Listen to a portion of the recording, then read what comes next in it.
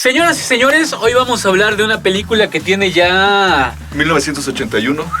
Súmele, porque a mí me da flojera. 35 años de que salió una película que se preocupaba por un México que comenzaba a atascarse, una Ciudad de México que comenzaba a atascarse. Claro, ya no vengan para acá. Esa era la canción. Claro. Y seguimos diciendo lo mismo. Neto, ya no cabemos. No. Pero también...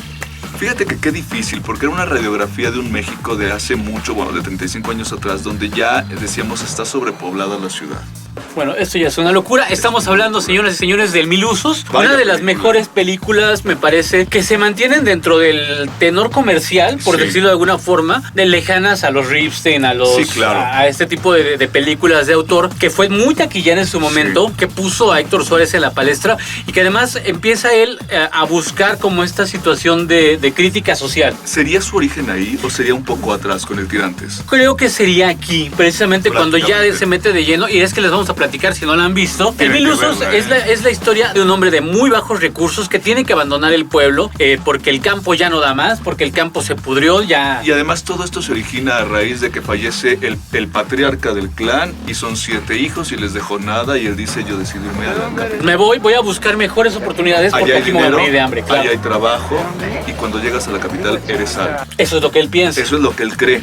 Tránsito se llama además. Tránsito, para nombre, ¿eh?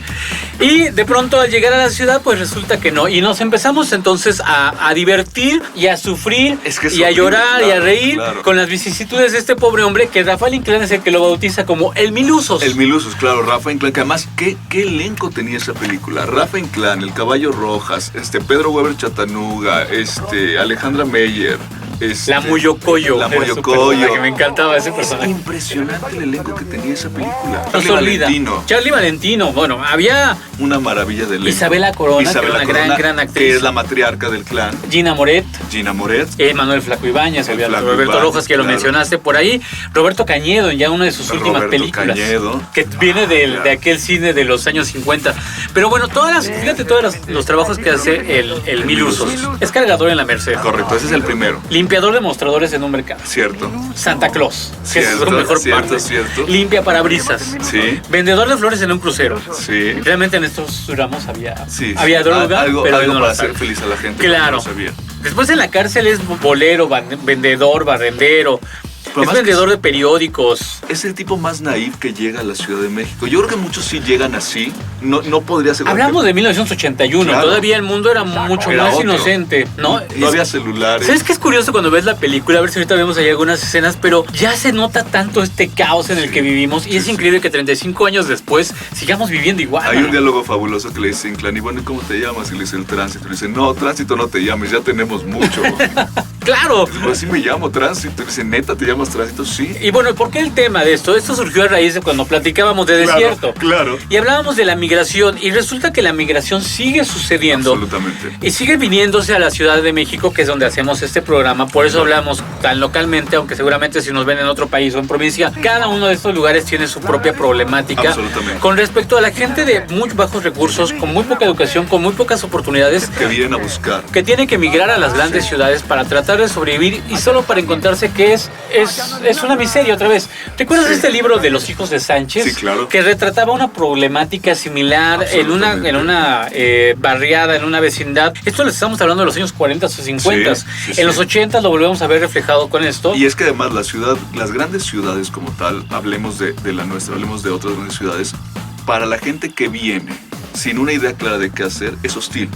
Claro. Se enfrentan a la mayor hostilidad que pueden y a un sistema que no conocen. Y a unas personas como nosotros que están aceleradas todo el tiempo, vueltas locas, claro. Que además, y esto es lo importante y es el mensaje a lo mejor de este video, somos discriminatorios con nuestras propias personas. Claro, lo hemos sido siempre. La India María era un gran ejemplo también en este mismo tenor de papeles y de películas que se hacían, de cómo somos discriminadores de nuestra propia raza, de nuestros cuates, de nuestros brothers, porque los vemos indígenas, porque los vemos pobres, porque los vemos ignorantes. Decía un poco una crítica social que veía ahora con todo esto de la política norteamericana, que decía uno de los políticos, nosotros somos crueles porque agarramos a las minorías de indígenas, las emborrachamos y las encerramos. Es un ir y venir en el mundo, es un ir y venir, pero es una cuestión que nos parece realmente preocupante, importante, y que de pronto ver esas películas nos pone a recordar este asunto, ¿no? Es una gran película. Yo creo que es una película que realmente es un reflejo o una radiografía social del México muy actual. Exacto, y por eso de pronto vale la pena que recordemos que además de los estrenos que tenemos o de las opciones, podamos encontrar en algunas plataformas o en televisión cintas como El Mil Usos, ¿no? Que bien vale la pena volver a ver. La verdad es que el trabajo que hace el señor Héctor Suárez es magistral, es magistral. Realmente maravillosa. Y bueno, pues como último mensaje de este pequeño recuerdo y homenaje a una cinta que tal vez muchos consideren como El arte del póster es muy bueno. Sí. El arte del póster es muy bueno. Me pareció un poco, ¿sabes a cuál? Al de Birdman. Es impresionante, porque además sí es como muy... Bueno, nosotros ya lo vemos muy retro. Pero está bueno. Es la Ciudad de México de Durazo, es la Ciudad de México México es el fuerte. México de López Portillo. Claro. Es otra historia que de pronto vale la pena si que ustedes... Durazo es como el Yulani de nosotros en el sector de la policía. Es el brazo fuerte que controla la Lampa hasta cierto punto. Sí, no, hasta cierto punto no. El tipo era un hijo de la chingada. La verdad es que... Perdón por mi vocabulario, me van a regañar. Ponte un blip porque si no te van a regañar. Blip. No, la verdad es que son de esas personas que de verdad robaron a manos llenas y formaron parte.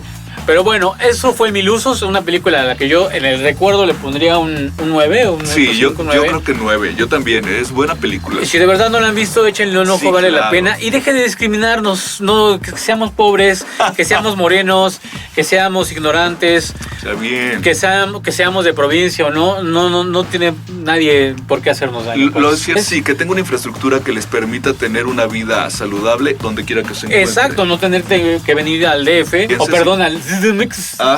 Ese es un programa aparte.